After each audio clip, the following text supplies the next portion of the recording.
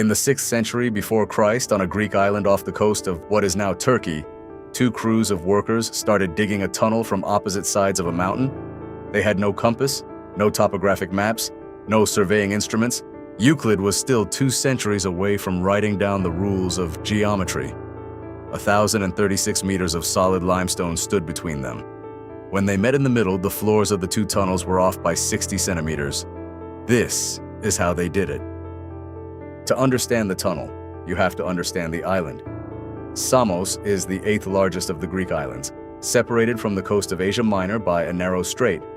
In the 6th century before Christ, it flourished under a tyrant named Polycrates, who reigned roughly from 570 to 522 BC. His capital city, also called Samos, today the seaside village of Megarian, sat on the slopes of a 900-foot mountain, known as Mount Castro. By 525 BC, Polycrates was master of the Eastern Aegean. The historian Herodotus, who lived on the island in the mid-5th century BC, described it as the most famous city of its time. To defend the city, Polycrates ringed it with fortifications nearly 4 miles long, climbing the slopes of Mount Castro.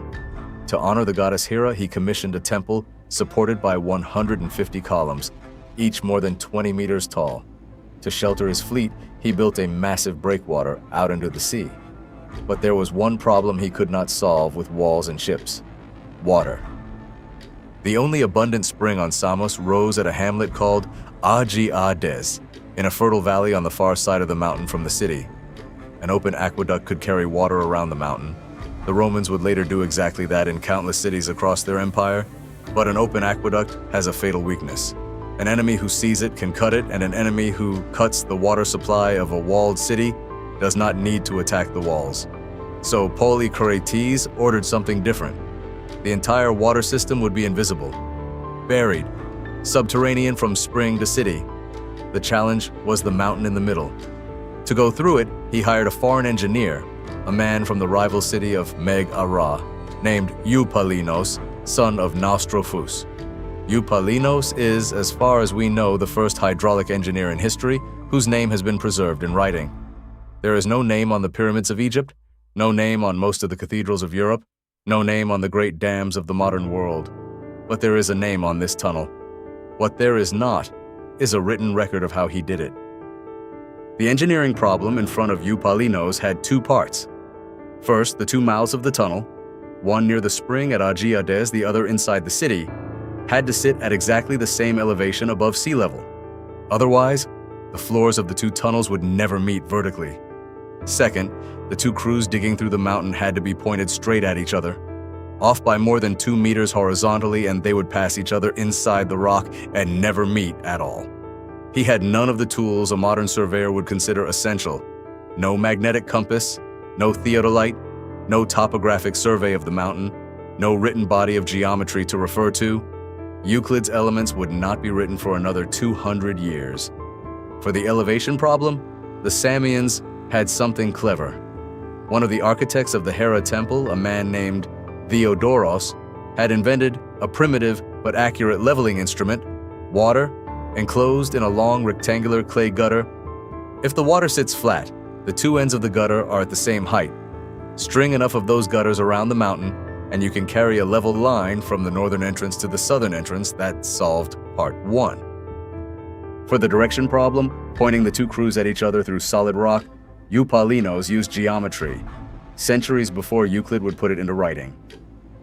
The German archaeologist Hermann K. Nast, who conducted the definitive modern survey of the tunnel, identified a basic unit of measurement that Eupalinos used: 20.59 meters.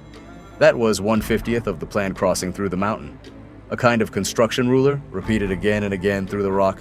But here's the part where it gets clever. Eupalinos knew his geometry was good. He did not trust that it was perfect, so he built an insurance policy directly into the tunnel. Near the middle of the mountain, both crews deliberately turned slightly toward each other. The northern crew angled one way, the southern crew angled the other.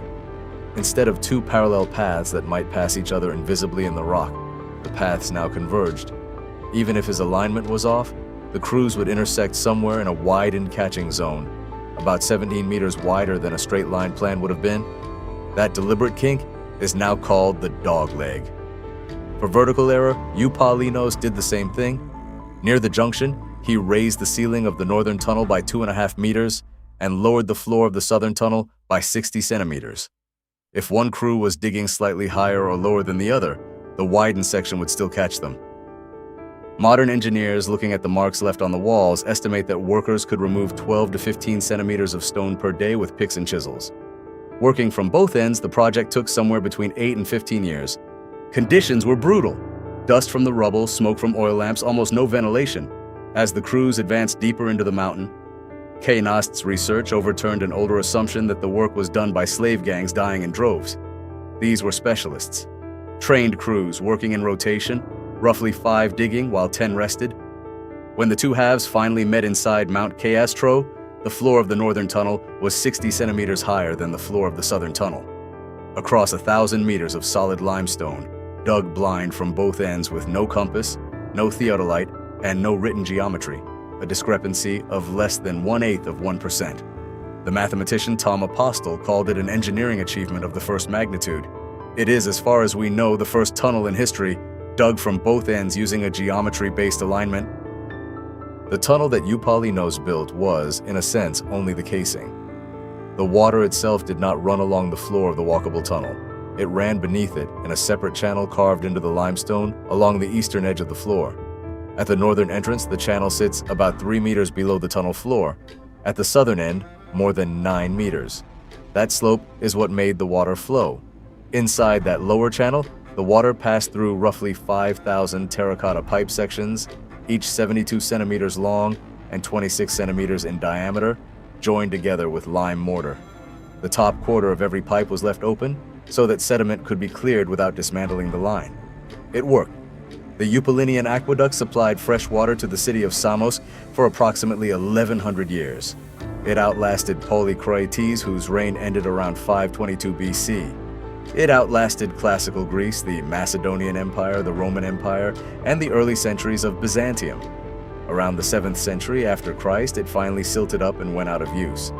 The southern half was converted into a refuge, a hiding place for a city that no longer had a working water system. And then, for nearly 1,000 years, it was forgotten. The earliest written description of the tunnel comes from Herodotus, a full century after construction. In Book 3, Chapter 60 of his Histories, he listed it as one of the 3 greatest building and engineering feats of the Greek world, alongside the breakwater of Samos and the Temple of Hera. He named the engineer Eupalinos of Megarian, son of Naustrophus, and gave its dimensions in stades and feet. For more than 2,000 years after that, the tunnel was known only from Herodotus. In 1853, a French archaeologist named Victor Guérin identified the ancient spring at Agi-Ades. In 1882, the entrance was cleared. By 1884, the German archaeologist Ernst Fabricius had surveyed it for the German Archaeological Institute. Nearly a century later, Hermann Knost produced the definitive modern survey. Every measurement, every chisel scar on the walls. In 1992, UNESCO inscribed it as a World Heritage Site, alongside the ruins of Pythagoreon and the Temple of Hera. In 2017, the American Society of Civil Engineers designated it an International Historic Civil Engineering Landmark. Pythagoras was born on Samos around 572 BC, during the same generation that built the tunnel. There is no evidence he had anything to do with it, but it is hard to walk through that tunnel today and not think about the kind of mind it took, in that place, in that century, to imagine that geometry could be used to point 2 crews of workers, blind, through a mountain of rock, and have them meet. The tunnel is still there, you can walk most of it. The chisel marks are still visible on the walls. The dogleg is still there in the middle, the moment where Eupalinos chose to trust his calculations and protect against them at the same time, the first hydraulic engineer whose name we know, and the first geometry, written into stone. If you enjoyed this, subscribe. Mega Builds explores the biggest things humans ever built, past, abandoned, almost.